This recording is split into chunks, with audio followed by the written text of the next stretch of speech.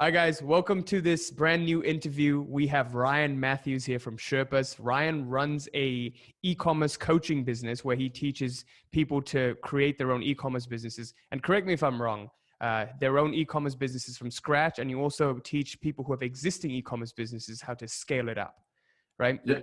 And back when Ryan joined us, I still remember this call. We were just discussing this earlier. He was doing $60,000 a month in his business. And I think last month he ended in 210K cash, right? 209 something, but yeah, 210. 209. And you posted in the group, which I haven't featured this in the channel or the email list, but you posted in the group about how you did 170K or 190K a couple months ago. And the biggest thing you mentioned was when you started off, you had a hard time doing the work. Right? You had a hard time getting yourself to do the work and you kept procrastinating, pushing it off. And then you went from that to enjoying and loving the work. And as a result, now you're seeing bigger months happen. So Ryan, I'll let you introduce yourself. If there's anything I missed, let us know.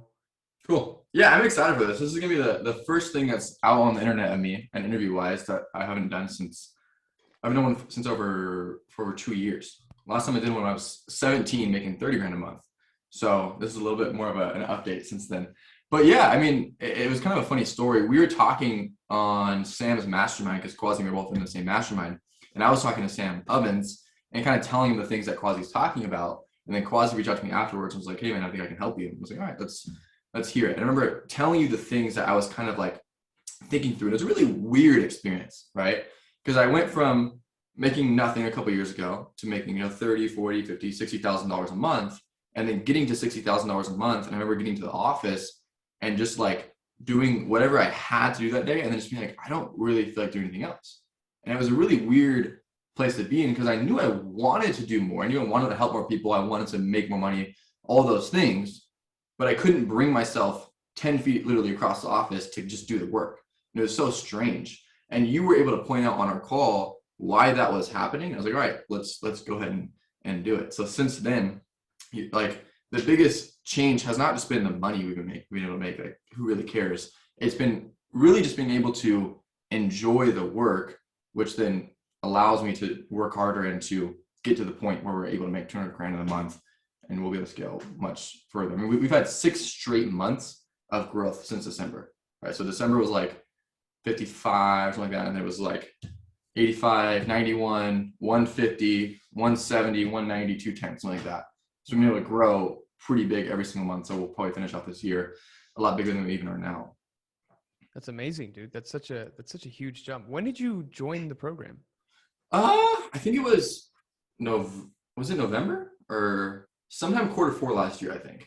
Yeah, it was definitely Q4. I remember that. Yeah. And then I remember, so it was kind of interesting. I remember I had the immediate, and you talk about this in your program, the delay. Right? I don't know if you have a certain term for it, but like if you start acting in a way now that is in accordance with what the goal is going to be, there's a delay in what happens, which is why a lot of people like never see the result because they do something and they don't get the instant gratification, so they stop doing it. Right? It's a huge problem. So it was like immediately I definitely saw the internal like, oh, I'm actually enjoying this more. And the biggest thing was I just reminded myself and really went deep on like, what do I want? Why do I want that? Why does it even matter to me? And really working through those things. And then I got really, really clear on what mattered, what didn't. And then also like killing any limiting beliefs. Like I can work and I also can still have hobbies and have fun and do those things and be successful, which is something I didn't, like in the back of my mind, I didn't believe before. But to answer your question, it was either September or October, November, somewhere around that time last year. Yeah, it's interesting that you mentioned that because the biggest reason, I mean, I reached out to you was because I saw that you had this blockage of, oh, well, I have these hobbies. I want to go hunting and I want to do this and all of that stuff. But I don't believe that I can have this hobby and at the same time build a business. I think somewhere deep down, there was this belief that I got to spend 12 hours a day, like working on this. Yeah. And like, it was like guilt too, right? Like it was like, I think it was, you see people like Sam Ovens who like sit at their desk for 12 hours a day, absolutely love every single minute of it and don't want to do anything else. And I was like, but that's not what I want to do. So like, what do I do? Like, I was just like at this big dilemma of I wasn't enjoying it as much because when I was enjoying other things, I felt guilty about not working. So it was just, I had to really think about those things and figure out what do I want my life to look like, and then just make that happen, which is what I've been able to do over the past 8-9 months. It's interesting because a lot of entrepreneurs who start off have that dilemma, because they believe, they start to hear things like, oh no, I got to sacrifice and I got to put things off, and they take it too literally to the point where that belief starts to work against them, right? They get to a point where they're like, oh, if I don't do 12 hours a day and feel like I'm suffering, if I don't feel like I'm suffering, then I won't be successful. So therefore, please feel like you're suffering all the time. Yeah. Right. But that's so counterintuitive. Like I've even talked to Sam about it on the mastermind. He's like, no, I'm not a prisoner to my work. Right. Like I'll take time off sometimes. And, that's actually helped me. Yeah. Grow as well. I remember he said one time, like someone was like, oh, like do you work on Saturdays? And he's like, if I want to. Yeah. Oh, okay. But it's interesting. I think part of it maybe was the kind of a side note is he's evolved, right? Like I feel like he used to be more on the end of like, I'm going to sit here and make myself do this. And then now he's kind of learned that maybe that's not the best path, which is I think one of the biggest reasons why I'm where I'm at is because I just been able to learn from the right people, right? Like you and Sam and all these different people who have already been through that process, right?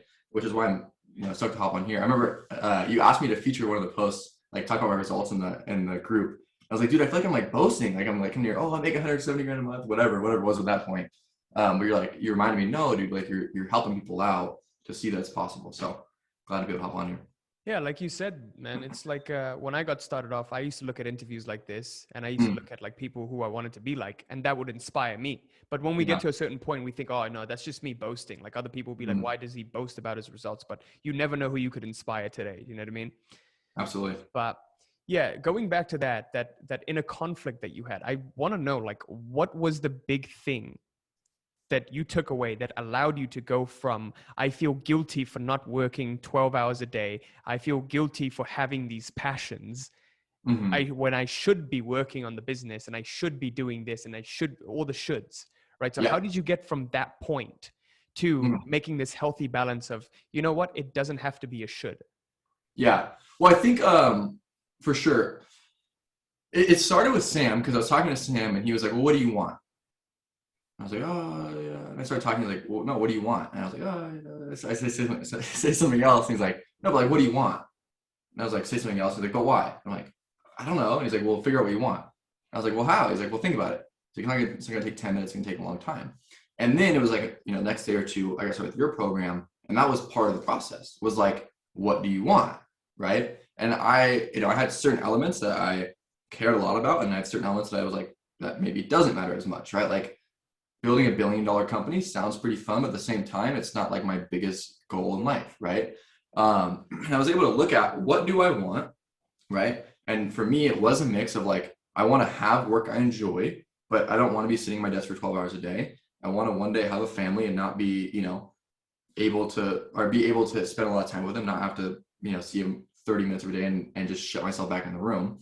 So when I figured out what I want and I got really deep on that, and I also was able to look at, okay, I want to be successful, but why? Like, why do I want to be successful? And working through those things of like, is this because I want people to look at me as I'm successful, or is it because I want to enjoy the process of getting better?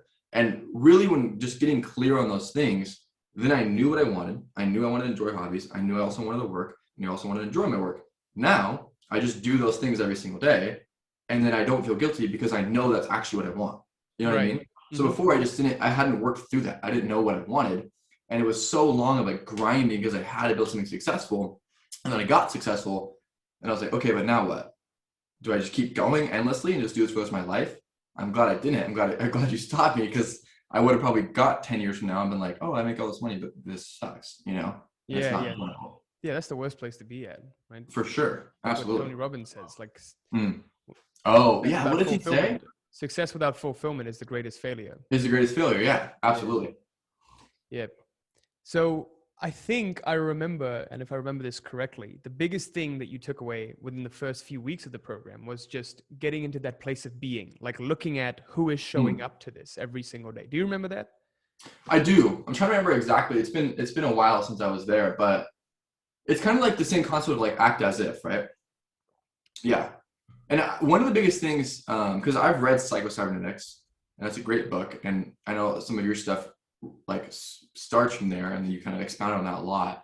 And correct me if I'm wrong, but that's what I think. And when I was reading that book, one of the things that like was hard for me was I was like constantly over analyzing everything. I was like, but would this do that? And like, what if I go back and like, and I'm just like freaking out about everything. And I think I told you that in one of the Q&A calls, because I was like, okay, but like my being and like this, and you're like, okay, like would your being be worrying about this? And I was like, no. And you're like, okay, then don't worry about it, or something like that. And I was able to just start working again through those things that were just tripping my own brain up and just cut them off. Yeah. I don't know where I think I remember you speaking about this with our mutual friend, David. Like he said that you feel a lot better, like the way you're showing up to the business, right? So I guess when do you think you caught momentum in that? Like at what point in the program, what was the big takeaway that you took that allowed you to start catching momentum and actually start enjoying the work? Again, I think it was just knowing what I wanted. And then I didn't feel guilty anymore because I knew what I wanted. So I knew I was acting in accordance with that. And then going back to the character things, like I think you in the program, you start with what you want and then say, okay, now what does that person do that, does what they want, right? Whatever it may be, whatever's important to you. So then when I started doing that, then everything was just in alignment, right? So then now there was no guilt, and now it did feel easy because it was like meshed perfectly, which is one of the things that you pointed out on our first call was you're like, dude, there's a disconnect right now.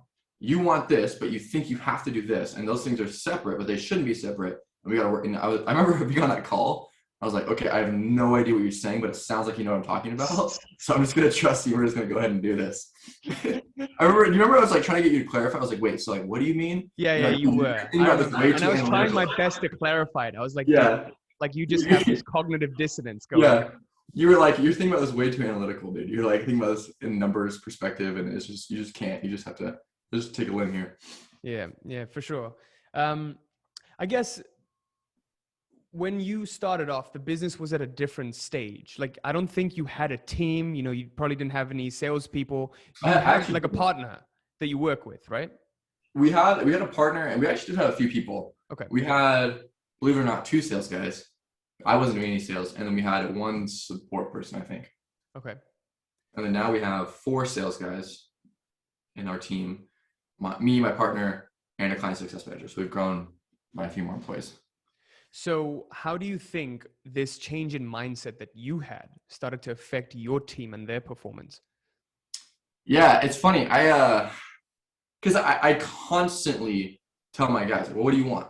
Right. And I constantly work with them on the same exact things that I had to work through myself. And even a couple of weeks ago, my guys are probably watching this, so they'll probably hear this. One of my guys, I was talking to him, and he makes $8,000 a month right now, right, doing sales. And he's like 18 years old, and he just like won't spend a dime, right? He's gonna know exactly what I'm talking about, but he'll spend like $5 and like freak out, right? And I was like, dude, like you're gonna go through the rest of your life like making more and more money. It's never gonna be enough. You're never gonna be satisfied, and you're never gonna be content, right? So you have to balance being content and being hungry, and figure out what you want, figure out why all this is important to you, and just let go, because you just can't enjoy it right now. So I've been able to kind of translate those same things that I've learned from you into our culture and help our guys do those different things, because the same things happen to like every person when you start seeing results. You have these limiting beliefs that come up, and you have this like cracked understanding of what success is, and people say it's this, and people say it's that, and people say it's bad, people say it's good, people say you can't do this, people say you can do that, and there's just no like actual like information out there about what actually has to be. You know what I mean? For sure. It's interesting. I'm going to backtrack a little bit on what you just said. You said you need to learn how to balance being content with being hungry. And I think that is so powerful, because people don't understand that, right? Like when people get started, they're like binary poles. There's no gray area of like this balance between the two. They're like, okay, I just got to be hungry. If I'm hungry, then I'll go out and like I'll sell. I can't be content. Or like others are, I'm so sick of this. I'm so burnt out. I'm content with what I have, and they can't put in the work. So I guess, how have you found this balance, or even this insight that you need this balance between being content and being hungry? Yeah, there's a few different parts to this. Number one is, I got this 2 Comma Club award, and I was sitting on my couch after I got it. I was like looking at it. I was like, man, 2 years ago, like this is exactly where I wanted to be. You know, we made close to $2 million now. I'm in this like dream place that I always would have, you know, loved to have. I have, you know, nice car. Like I got everything, right? Like this is exactly where I want to be. But I was like sitting on my couch and I wasn't like not happy. I was like, yeah, I just feel cool, you know? And it's just like reminding myself, Tony talks about this all the time, that like being content is a choice, right? Whether you make $500 a month or 500,000, you being content where you're at is a choice, right? So understanding that and understanding a lot of times any emotion that you experience is a choice, right? Tony talks about like physiology. And you know, like you either choose to be happy or choose to be sad, you know? So that was number one. And then number two, I think it's coming from perspective, right? So I'm a Christian, and in the Bible, in the book of Ecclesiastes, there's this guy named Solomon who, you know, historically was like one of the richest people to ever live, right? He had everything. Do you know about him? I've heard of him. Okay, yeah. So he had, you know, he was the king of Israel, had everything he could ever want, and gets to the end of his life, and he's like, everything's vanity. Everything just drifts away with the wind. None of it matters, right? So I think having that perspective too of like, enjoy it, right? He talks about like one of the greatest things is for someone to enjoy their toil, right? To enjoy their work and to enjoy the reap of their work, right? So understanding that and having that perspective of like, either way, everyone's going to die, right? Whether you're super successful or you're not, you're going to die, and this is all going to come to an end. And kind of like being able to look to someone else like Solomon, who had everything they wanted and still got to the end and was like, yeah, that's all meaningless, right? And being able to balance that, right? And enjoy it here and now, because that's not meaningless, right? That's what we talked about, like enjoying your toil, enjoying your work. So that's kind of where I've got my perspective from. That's what I've kind of translated over to our guys as well. For sure, man. And it's so interesting that you also mentioned that, because I've seen that most successful people, that's how they view it, right? They never get attached to the fruits of their labor. They're able to enjoy it and then let it go so that they can move on up and move forward, or even move sideways, whatever they want to do.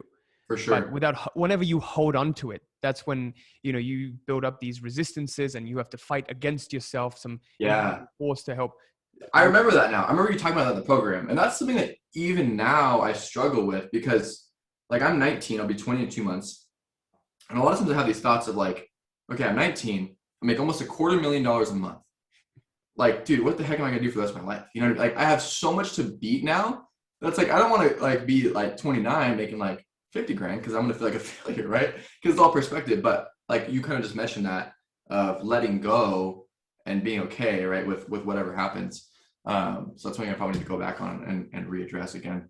So you're 19 now. When did you get started off with business? I mean, I started my first like business when I was 16, reselling shoes, like retail arbitrage, like from Ross and stuff, and flipping them on eBay. Started e-commerce when I was like, you know, first Shopify store was 16 and a half.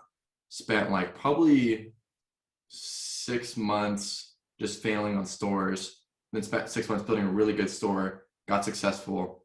And then, yeah, so it was kind of it was like a 2-year period of just doing like, okay, making a few $100 a month, maybe $1,000, and kind of just gradual. And then a couple years ago is when it really started taking off. So when you got started in this space, how long were you stuck at that 60K a month? So last year, January of last year, we hit 30K, and we were stuck at 30K for a while. And then we hit 60K for the first time, probably, I want to say like this time last year, maybe like May or June of last year.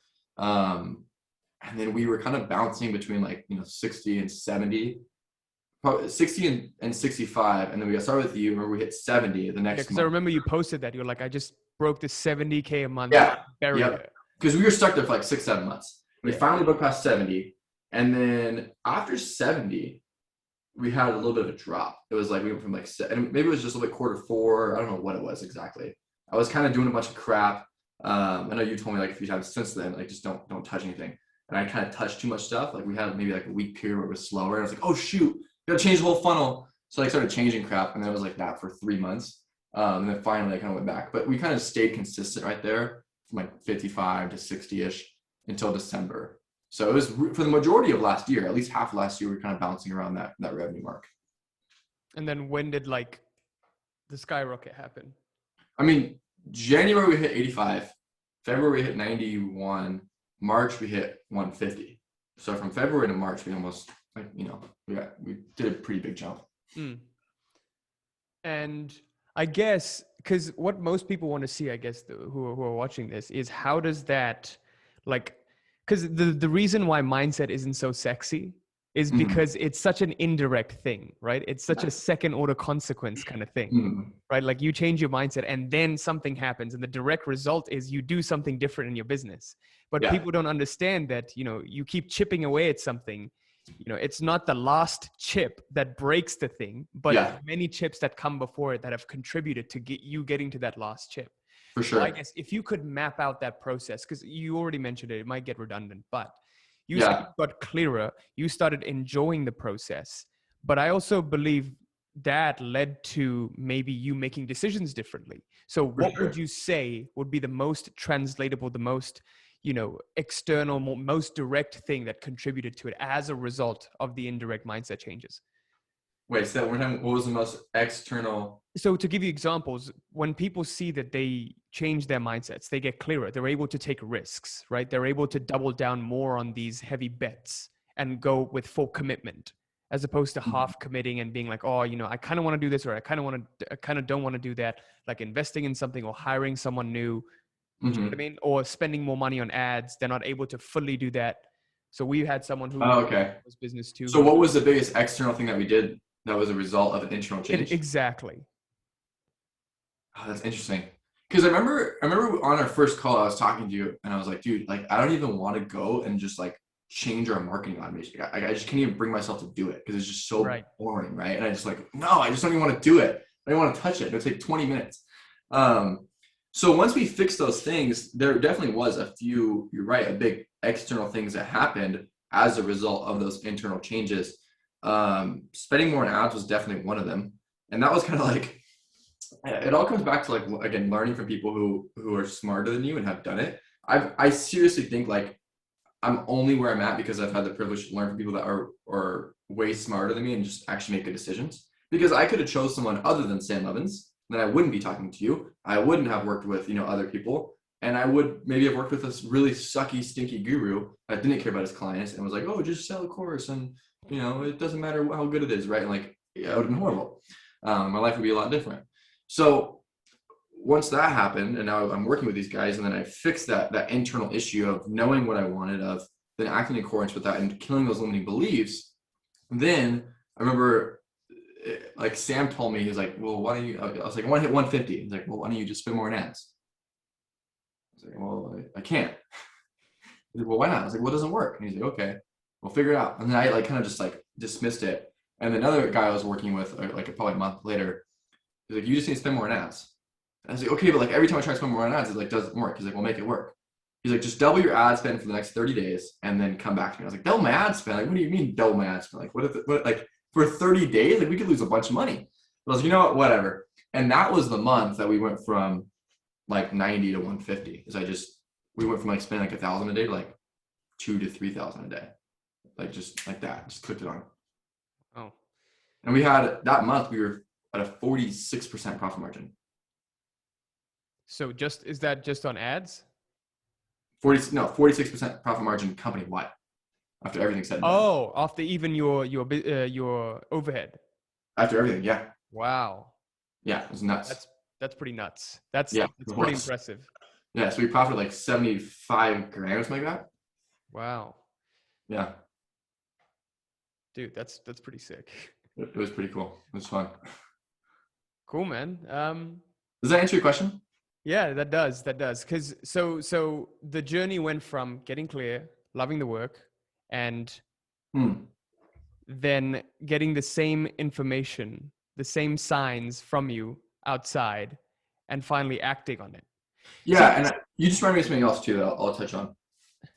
If I didn't love the work, I would have never got on those Q&A calls. If I never got on those Q&A calls, then I would have never, learned that thing. And if I also had another work, I never would have even made that change because I couldn't even brought myself to make that change, So it's all kind of a stacking of these things. And this is another interesting thing. I always feel weird, like doing testimonials for people because I do testimonials for a lot of people, right? And I feel like people are going to say like, wait, you said Quasi helped you, but you also said Sam helped you and your video guy also helped you. But like, I think what people fail to recognize is like, it's not one thing, right? like Alex Hormozy, people always ask me, like, well, what was the one thing that made you $120 million? Like, well, everything was the one thing, right? Because without one piece of the puzzle, then everything else chipping. Yeah, exactly, right? Like without my mindset, nothing else would matter, right? I would have never gotten the Q&A call. I would have never talked to this guy and that guy, and I never would have changed the ads, and never been able to take my mindset, translate it over to my sales guys, keep them consistent. Like nothing would have happened, right? But at the same time, if I had the mindset on the tactics, then none of that would happen, you know? So it's like you need the whole like piece of everything. But yeah. No, absolutely. I agree with you on that. It's so difficult to say like, oh, what helps like the plant grow more? Sunlight, water, or like, you know, a good atmosphere, like oxygen. Yeah. Like you can't have one or the other, you know, you need all of them. Yeah, for sure. But yeah, man, I guess what would you say was your biggest takeaway from the program? Like one memorable thing that has stuck with you even to this day?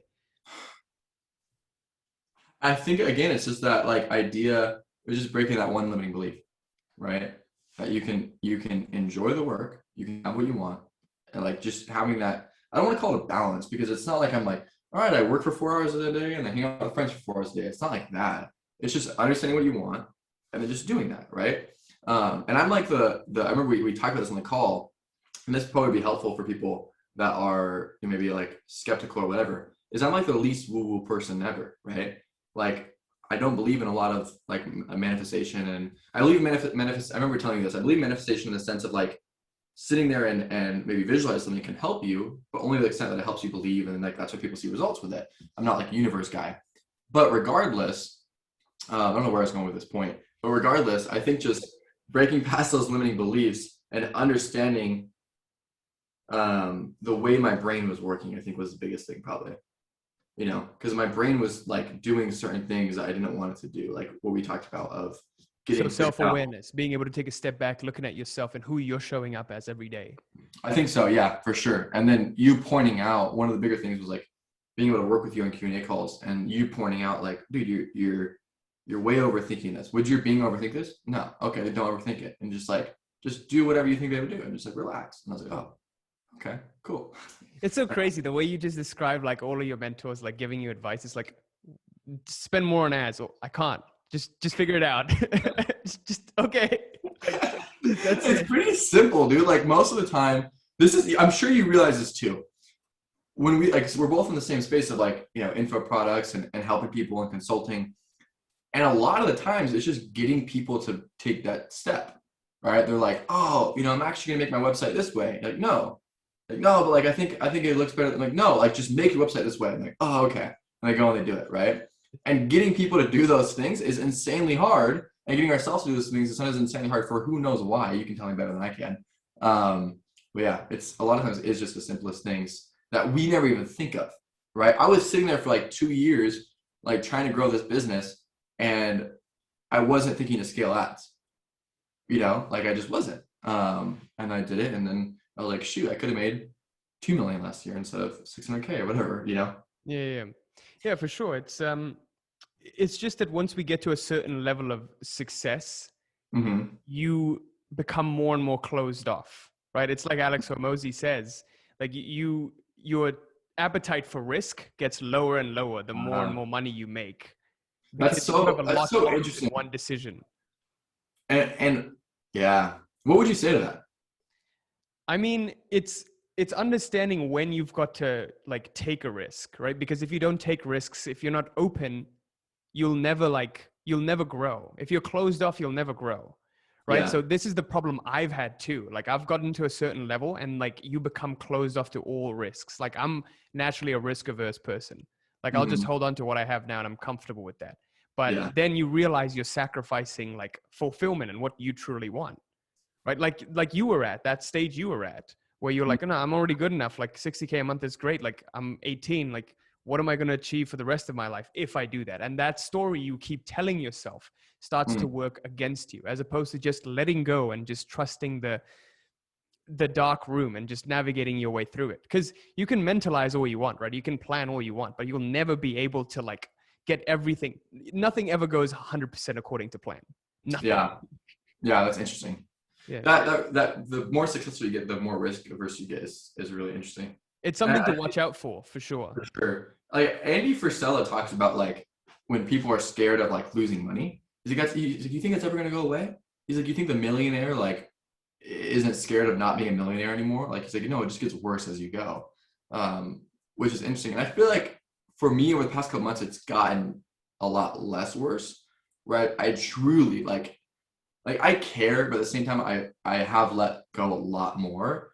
Where I'm like, dude, like I don't really give a crap, right? Like we've done a lot, make a lot of money, and I want to keep growing, make more money, and help more people, and just have that fun process of growing.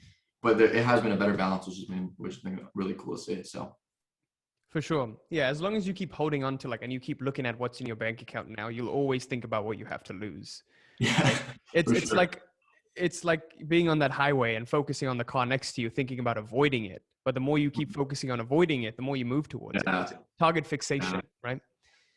But that's and it's like that's in psycho-cybernetics, right? You talk like the failure mechanism, like when people focus on failure, they just keep failing because that's all they're focusing on.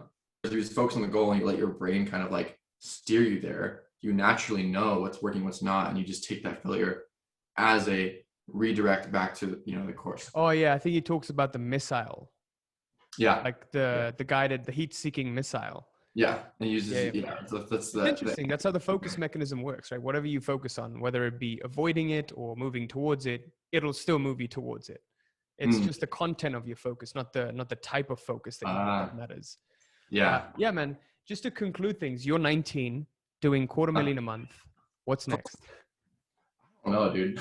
I mean, the goal is I want to take this company a lot bigger. I'm really, really passionate about giving entrepreneurs a chance, right? Like we both know there's so much junk out there, right? There's so many people that sell some program or make a YouTube video, whatever they do, and it sucks, right? Because frankly, they just, and this is, I'm not hating on people, but they don't care about their clients enough and they don't care about the people enough, right? And as we've grown, I've learned to care way less about how much we make and the success we get, and much more about the clients and what they get out of it. And through that, I just, again, I feel so blessed to be in the position I'm at, right? And do something I love every single day and wake up and not be like, oh, I wake up every day and I'm like, cool, let's go get on this meeting, right? It's enjoyable, right? 99% of the time. So I really want to be able to give people that, ability to do that and help more people out. So with that, it's just growing this company and going different verticals, whether it be e-commerce and getting on more people that, maybe can do other things.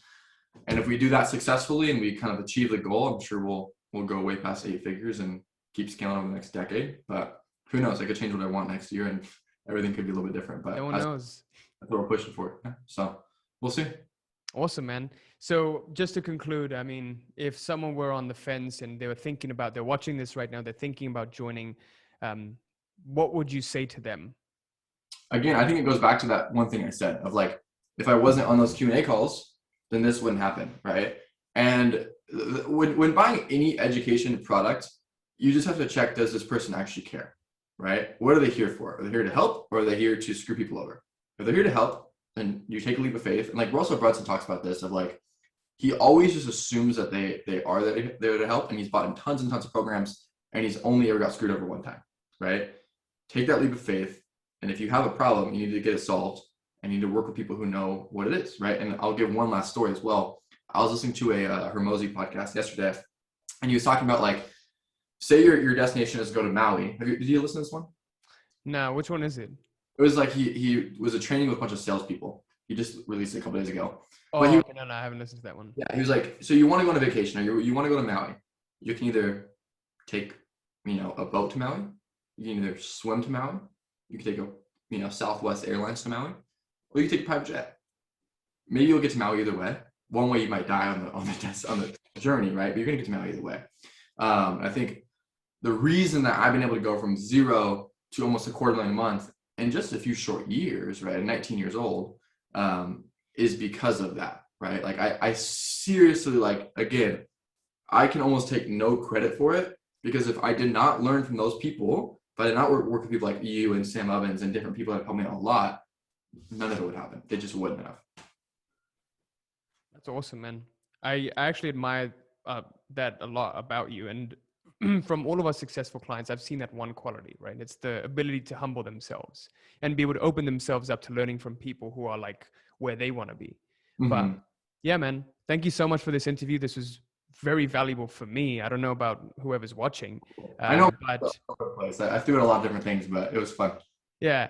I will attach Ryan's socials down below, his website, his Instagram, whatever else you want to give me in the description box below. And if you guys want to apply to join the program, the link for that is always going to be down below. But Thank you guys for watching. Thank you, Ryan, so much, dude. It was a pleasure having you on. I hopefully helped a few people out. Peace.